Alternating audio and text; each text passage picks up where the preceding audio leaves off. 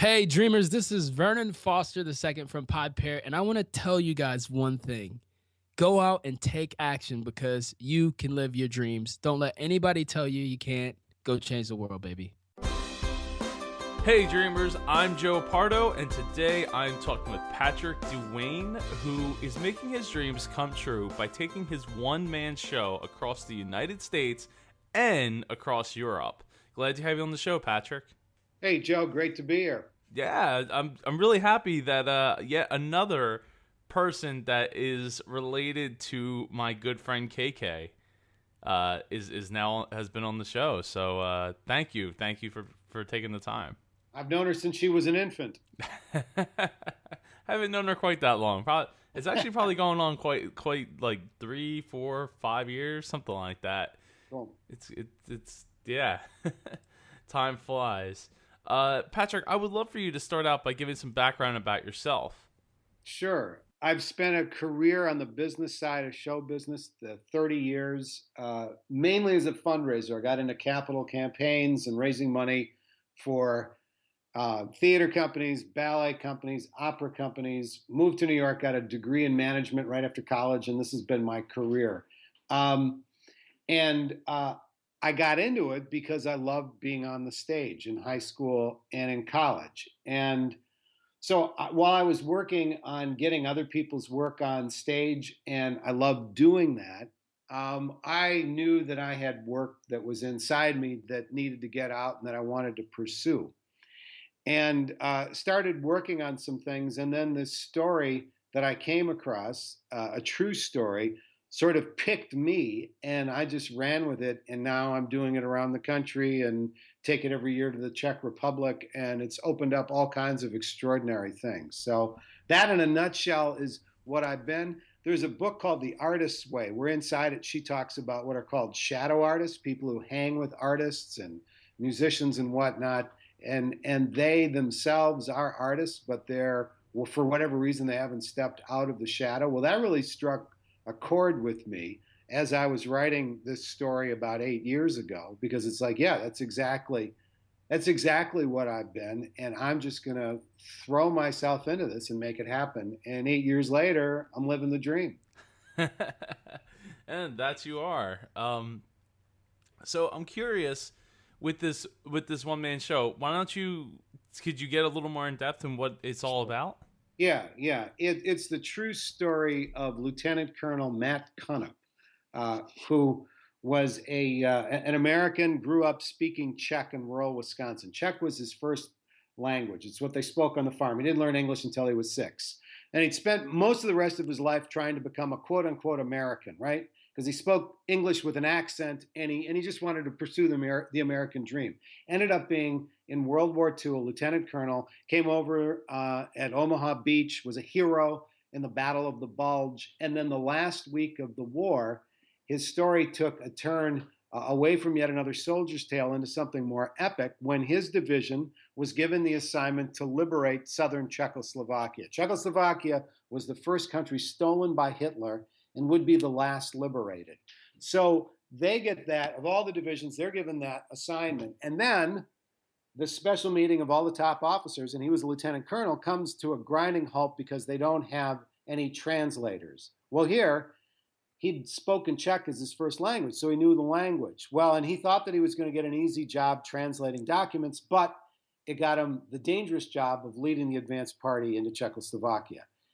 Then when he gets to the border, 200 miles behind enemy territory, the first guys to go across, the closest town to where they were in Czechoslovakia was his grandmother's hometown. It's where his entire village in Wisconsin had come from. So he decides, and he'd always been ashamed kind of being Czech. That's why he wanted to be an American. That was then, this is now. So now all of his background starts to become very important to him. And he sneaks in by himself, because he was in charge, he was the head of the advance party going in, sneaks inside and stumbles across, inside the border, and stumbles across a meeting of the local resistance, the Czechs who were plotting on how to get rid of the Nazis. Comes in and starts speaking to them in their secret meeting, in their language, telling them they're free. Well, they go crazy. They've never seen an American officer before. And here he comes in and he speaks their language. And then he just keeps making things up as he goes along. And they end up turning him into a hero. He ends up announcing the end of the war in the city of Pilsen. And his whole conception of himself got turned inside out. What he had most feared and was ashamed about in his life, he wanted to be an American. He didn't want to have these peasant roots, ends up then becoming revealed to him what it really means. That he's from this place of cathedrals and castles, and it's changed his whole way of seeing himself in the world. I know this story because it's my grandfather's story, KK's grandfather's story, okay? But I had no idea that was the case because growing up, Grandpa wouldn't talk about the war, which I found since doing the show and connecting with hundreds of vets from World War II, very typical of those cats of that era. They didn't come back and talk about it. So he was always a mystery to me, even though I knew him extremely well. So then the story just sort of lands on me and I'm like, holy crap. And I tell snippets of it because my sister, the way I found out about it is my sister found my grandfather's long forgotten memoir, unpublished, in my aunt's basement 20 years after he died. She made copies of it and handed them out as Christmas presents. So I'm reading this extraordinary story and I tell it to friends. I became obsessed with it. And invariably, someone would say, well, they should make a movie out of that. So I'd say, yeah, man, absolutely, they should make a movie out of it. And then one day the voice said, what are you waiting for? And I'm like, what do you mean? What am I waiting for? This is me talking to me, right? This voice in my head. And the voice then sort of encouraged me to start writing a script. So then that's what I did. And I started writing it, and it wasn't very good at first, but I had people who saw that the story was a spectacular story. The story here, I'd spent 30 years bringing other people's stories to the stage, and there wasn't a story that I had seen or heard that was better than this one. There were a lot of great ones, but this was a world-class, amazing story. And I just kept pursuing it, and along the way, would get these different breaks. People would say, would you do it here? Would you do it there? Then the libraries in Minnesota get this whole grant for World War II stories. So then I workshopped this thing, kept working on it, and one thing led to another, and it's now something that I spend a ton of my time on. Wow. I'm curious, though, how did you go about turning it into a one-man story? Because it sounds like you need a cast. Yeah, well, great question. I wrote the first draft of it and didn't tell anybody I was doing it, other than this group that I was with that was going through this book, The Artist's Way. So they knew about it, but I kept it otherwise very hush-hush, and I sent the first draft to my theater professor. He was retired and living in Illinois, and because I knew that Doc would tell me the truth if he thought it sucked. He'd let me down gently, and I wouldn't have to embarrass myself. Well, then he wrote back and said, I'm dabbing the tears out of my eyes. He said, you have to pursue the story. And it's like, all right, I will. So then, and then I worked with 3 different directors. I at first did it just sort of as a narrator telling the story, a little bit like, someone might do it. And then I worked with this director who said, no, you need to do him as a character. So I play about a dozen different characters. The general is a character, different townspeople. And then I tell it from the perspective of me knowing him. I was his grandson, right? I had this amazing clown-like, interesting character who lived this extraordinary story. So getting it into the form it's in now took about 5 years. And I just kept working on it. Joe, I do the show in these weird places where the lights would be up, right? And I'd be doing it and I could see people's faces. And there'd be places where it's like, wow, dude, you're bored, aren't you? And I'm thinking, yeah, I'm bored too. I got to fix that. What's wrong with this, right? So then I'd go back and I'd get the feedback and just keep working on it and working on it and working on it. And I use movie clips. My grandfather had a movie camera with him when he was in the war. I didn't know that. So I show movie clips. I've got music from the period. I've got vintage photographs, sound clips, sound effects. So it's this whole kind of multimedia thing that goes on that I just love to do. So do you have any plans to record it and put it to DVD or a YouTube or something to that effect? Yeah, yeah. If you go to my website, you can click on it and watch it for free. I mean, if you want a DVD, there's a way on the website also to contact me. No, I want this story to get out. There's a Wikipedia page that's in the works about my grandfather. There is a plaque in the town in the Czech Republic where he was carried on the shoulders that now is in the main square that's dedicated to him with the brass relief of him being carried on their shoulders. So the thing has taken on this life. So yes, to watch it, you can watch it for free, or you can send me $20 to get the DVD so you can watch it, in something a little bit better than just on your computer screen or whatever. I really don't care. I want the story to get out. I get paid for the gigs that I do, and some of them are in, fancy theaters. I've done it in tricked out theaters of 1,000 seats, and I've done it for, senior citizens' homes. I'm out there and I'm gigging, Well, so I'm curious what are some of the towns that you're going to be coming to? I will be in College Station, Texas, at the George H.W. Bush Museum and Library on Thursday, September the 3rd. That's George Bush, the father, Poppy Bush, who was a World War II veteran, a hero who was shot down and then rescued in the South Pacific. They're doing a 70th anniversary celebration of the end of World War II. I'll be doing it there. I'll be doing it a week from tomorrow at the Downstairs Cabaret Theater in Rochester, New York. On August the 14th, I'll be doing it in Manitowoc, Wisconsin for a celebration of the end of World War II, 70th anniversary. I'll be doing it in New Orleans in September, and then also over Memorial Day next year, I'll be doing it at the World War II Museum, the National World War II Museum in New Orleans. And then every year I bring it to the Czech Republic. It'll be the 5th year in a row that I'll be bringing it to the Czech Republic the first week of May. It coincides with the end of the war in Europe. When those events actually happened. I've done it in the towns where he was then turned into this hero. Wow. Huh. that is really cool. And you're getting paid for all these gigs, right? Most of them. Most of them. Yeah. I was given advice early on by a woman with a one-man show, wonderful one-man show. And I said, well, what could you tell me for advice on this? Right. And I said, because I really admire what you've been able to do. She said, never turn down a gig. She said, you never know who's in the audience. You never know where that's going to lead. And that absolutely has been the truth. I was doing a gig in a high school, kind of as a favor to a friend, and who's in the audience but somebody who's connected to the George Bush Museum and Library. So that's how that gig came about. It's just being out there. As dreamers, to make your dream happen, you got to be in the game. If you're not in the game, you're not going to be in the game. You're not going to get in the game. So, yeah, most of them are paid gigs, but I generally don't turn down work. I've got an agent who helps get me gigs. I'm going to be in Kansas City in September at an arts conference. I've got a booth and my materials.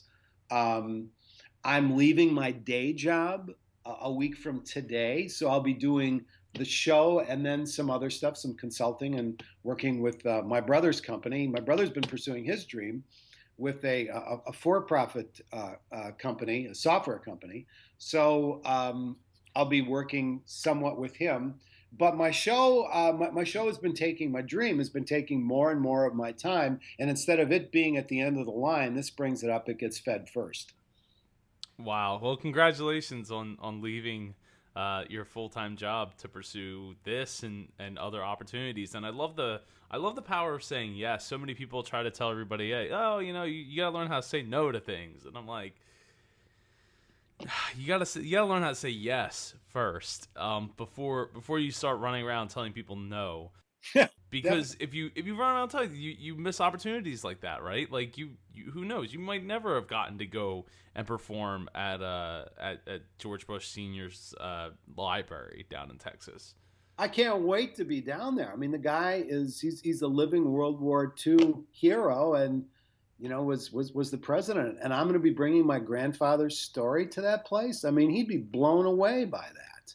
Yeah. I mean, it's extraordinary. Yeah, you got to be wary of the dream vampires, right? People who want to tell you what the problems are going to be, and a lot of times those are the folks who've buried their own dreams, so they want to suck the life out of yours. So with that said, I'm curious, how did your family take all this acting and wanting to pursue the stage?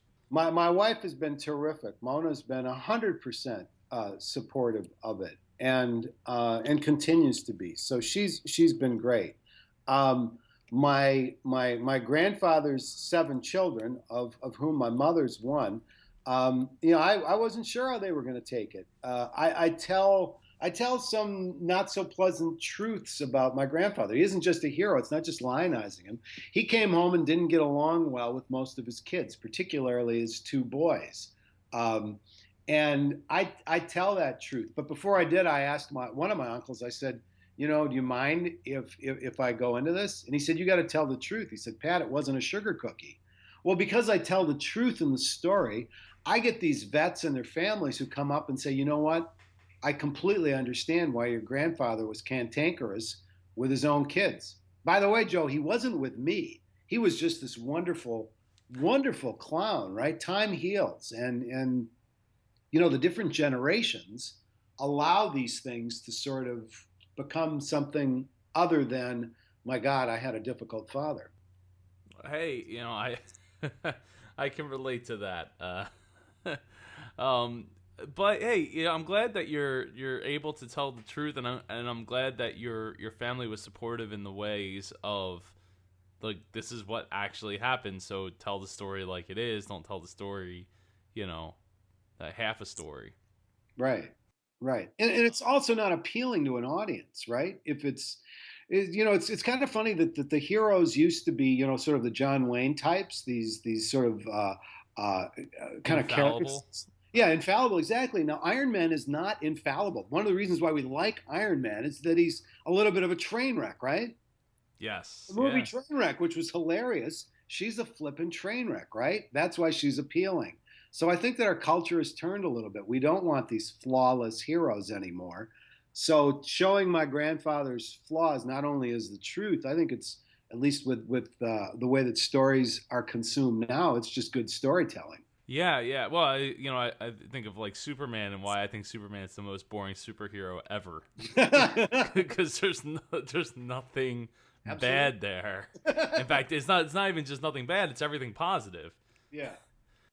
No, that isn't me. I don't walk around with everything positive, right? How can I relate to that? Exactly. I'm curious as to what's been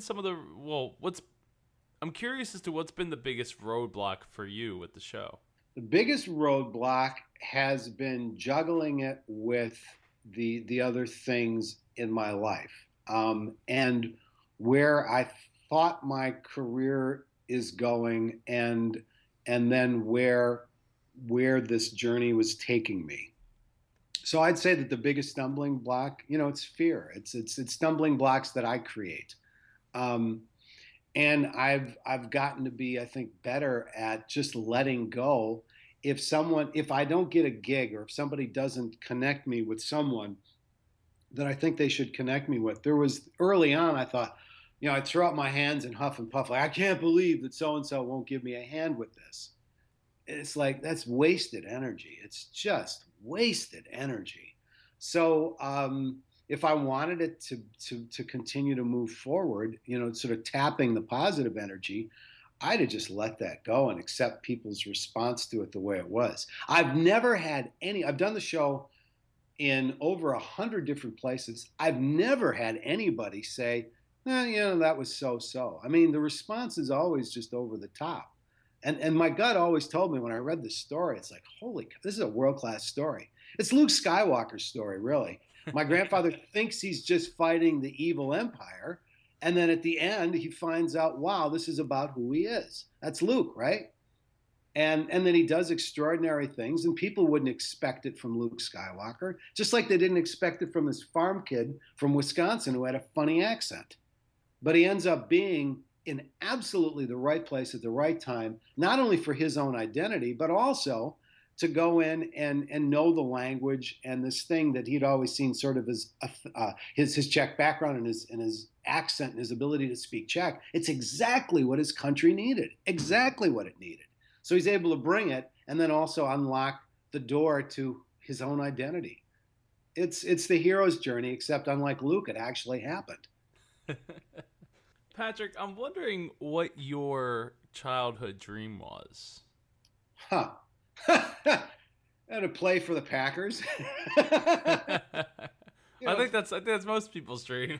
Yeah. Well, in Wisconsin it is. Yeah. Well, I really wanted to be good at sports. I didn't want to be good at what I was good at, right? Which was talking. I wanted to be more of an athlete than I was, and to sort of let go of that. So the dreams, yeah, I suppose. I had dreams of travel, right? And doing something important around travel, that there is something that I'm bringing that is what is propelling me into these interesting places. I didn't know what that was. It was kind of a vague thing that would take me out of this little town in Wisconsin where I'd grown up. So in that regard, that dream has been absolutely what's been going on in my life with this. But I wanted to be better at sports than what I was. I wanted to be that's really what I wanted to be. Yeah, it can be crushing as a kid to find out that you're not as good at sports as you would like to be, right? Because Yeah. I mean, some people, they just, you give practice all you want, but it doesn't necessarily give you that natural ability to be better at things. Yeah. Well, I can see the Philadelphia Flyer logo in the background as we're talking here. So I lived in Philly for 10 years, so the Broad Street Bullies and all the rest of it. Yeah, I mean, I can't wait to go to Lambeau Field this year. I still love the Packers, and I played football, and I love all of that. But that's, come to terms with that's not who I am in terms of as a player.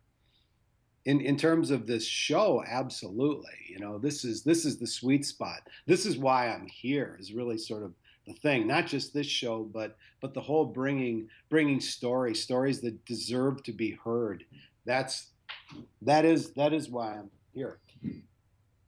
I love that, because you know what? That means that you're open to the idea that, another story and another story, and before you know it, you're performing 3-4 different shows at a time all across the country and across Europe.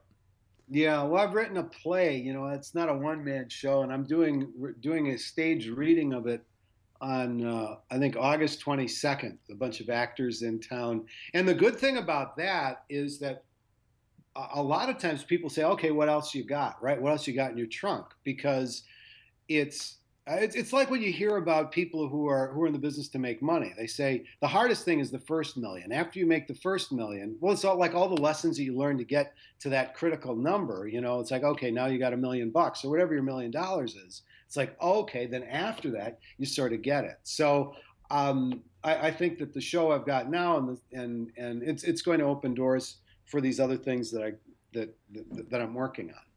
Yeah, in my world, it's all about like content, right? So it's always like, oh, you could throw as much content as you want at the internet, but it's always, well, what else you got? Yeah, absolutely. It's just a Right. bottomless, black hole pit of what else you got.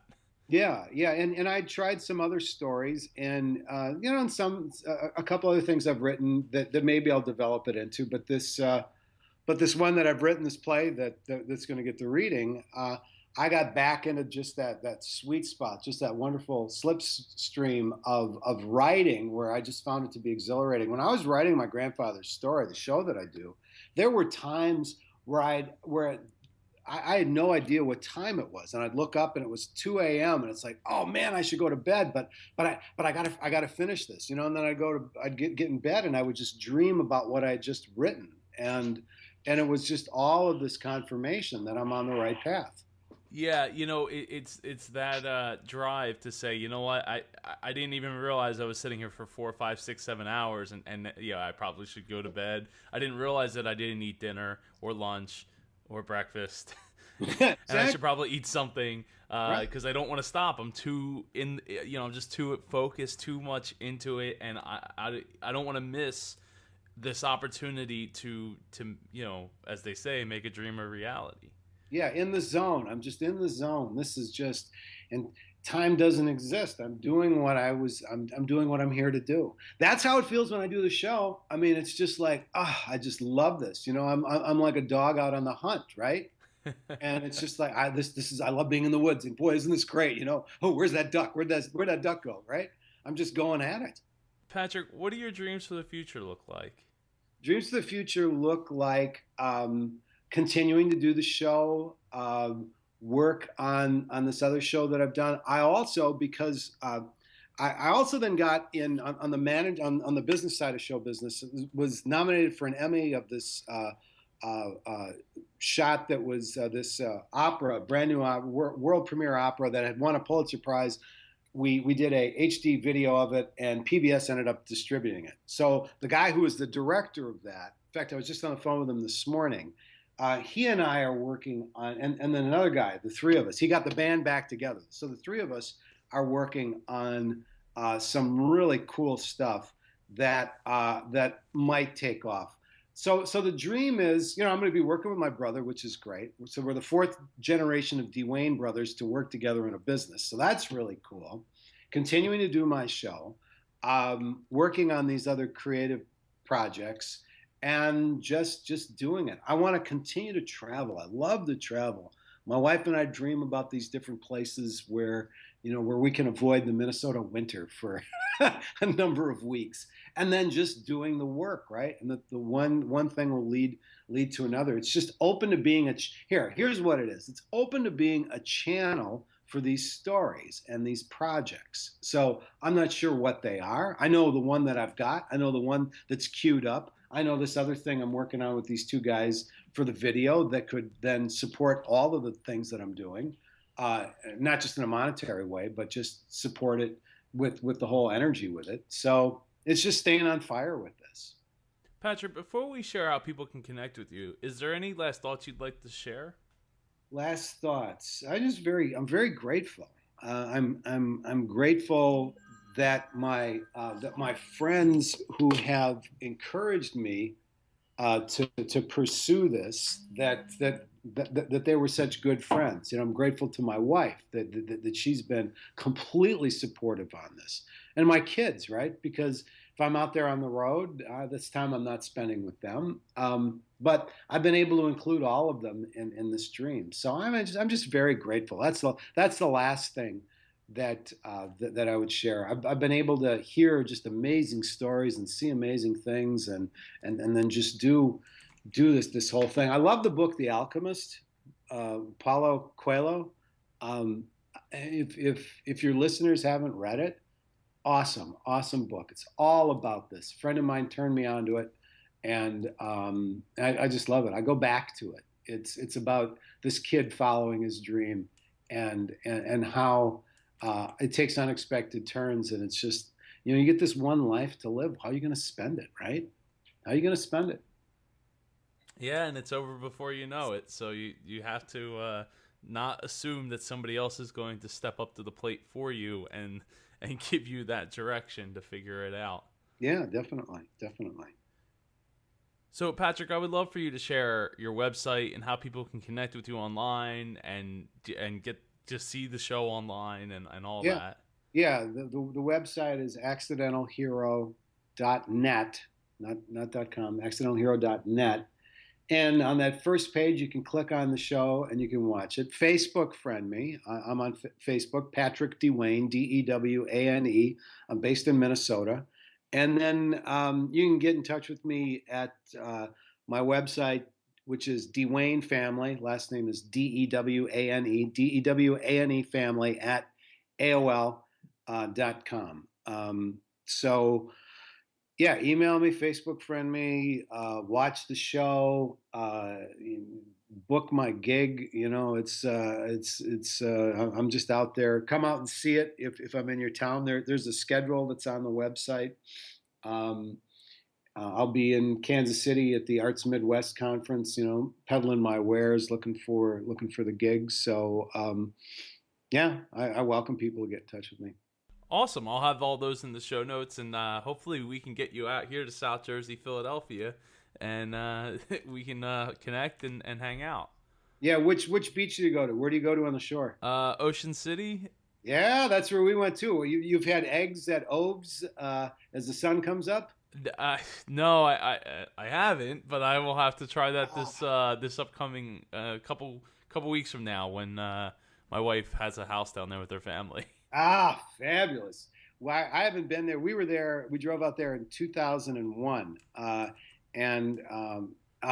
love it early in the morning when hardly anybody's at the beach. Although I love it too when the whole place is crowded and the roller coaster and everything else is going. I mean, I just love it. I love the Jersey Shore. Yeah, there's a lot to love there. A lot to love, especially in Ocean City, New Jersey. Oh God, yeah. We lived in Philly, right near the Italian market. So cool. Yeah, in Queen Village. So lived there for 10 years. Loved it. I missed the ocean. Very much missed the ocean.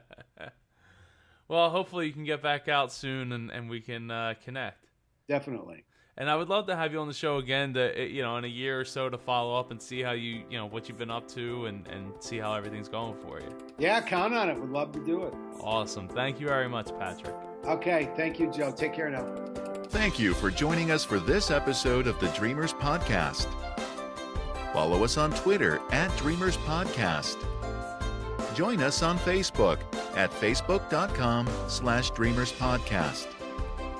If you or someone you know would like to be a guest on the Dreamers Podcast, please send an email to j@jpar.co. This podcast is copyright 2014 by jpar.co.